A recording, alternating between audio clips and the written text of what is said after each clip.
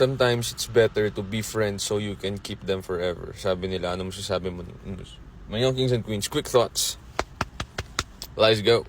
Oh, by the way, guys, before ko sagutin yan, my new single, okay, If You Want Me, is already available on all streaming platforms right now. Pati sa YouTube. Alright? Nice. Be friends so you can keep them forever is too low. Imagine because you have feelings towards this person, itong tao na to. Iniisip ninyo na gagawin nyo na lang na kaibigan. Okay? You have feelings for this person, so you're gonna give them the jowa treatment kahit na kaibigan nyo lang sila. 'Di ba?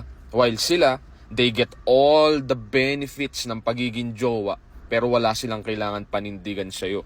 Why? Bakit ganun? Kasi takot ka sa mga negative things that comes with confessing, making the first move, being in a relationship. Takot ka sa mga ganung bagay, so you're just gonna settle with being friends. Tapos pag nagka-jowa yan, minahal niya yung tao na yun, and they choose to cut you off, iiyak ka? Really? Why can't you accept reality na yung mga taong gusto ninyo, hindi lahat yan gugustuhin kayo? Na yung mga taong dinadasal ninyo na makasama nyo habang buhay, there will always be a possibility na hindi mangyari yun. Ang sobrang pangit kasi sa ganitong mindset, lalo na yung nandyan sa quotation na yan, is y'all so desperate. Sobrang desperado ninyo. Kayo mismo ang dahilan kung bakit hindi naniniwala ang karamihan sa platonic relationship kasi tinatago ninyo yung tunay na intensyon ninyo sa salitang kaibigan. You take advantage of the friendship that was given to you. Hindi nyo pwedeng sabihin sa akin na takot lang kasi akong mawala siya. That will always be a possibility. Kung takot ka na mawala yung tao, live in fear, my boy. Habang buhay kayo magiging takot. Habang buhay kayo magsisettle sa friendship ng mga taong alam nyong hindi kayo gusto. Palibasa na sanay kayo na pag meron kayong gusto nakukuha ninyo maliban sa tao. Kaya hindi kayo marunong tumanggap na hindi rin kayo gusto at wala kayong pag-asa, wala kayong tsansa. Kaya magiging kaibigan ka na lang, di ba? Desperado ka kung ganyan ka mag-isip. Simp ka kung ganyan ka mag-isip. Ngayon naririnig mo sa akin yan na sobrang masakit, baka matuto ka.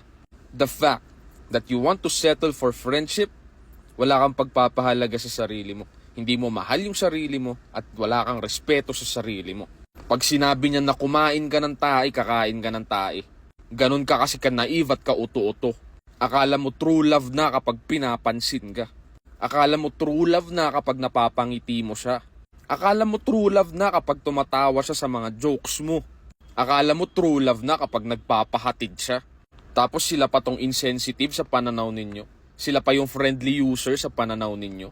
Kayo naman yung hindi kayang tumanggap ng rejection kaya nandyan kayo. Friends na lang para hindi ka mawala sa akin. Tapos pag nagka-jowa ng iba, iiyak kayo. Baka. Walang pumilit sa inyo mag-settle. Huwag mo sisihin yung mundo. Sisihin mo yung sarili mo. At sa punot dulo ng video na to, mga galawan na yan ay pang sad girl at sad boy lang. Isisisi nila sa ibang tao kung bakit hindi sila mahal. Isisisi nila sa ibang tao kung bakit hindi sila gusto. Isisisi ninyo sa ibang tao kung bakit miserable kayo. But if you read that quote again, nilagay nyo yung pagiging miserable at pinili nyo yun para sa inyo. Y'all gonna settle for friendship just to be with the person for the rest of your life? E di habang buhay ka magtago sa salitang kaibigan, pero tandaan mo, hanggang dyan ka na lang din. Nice.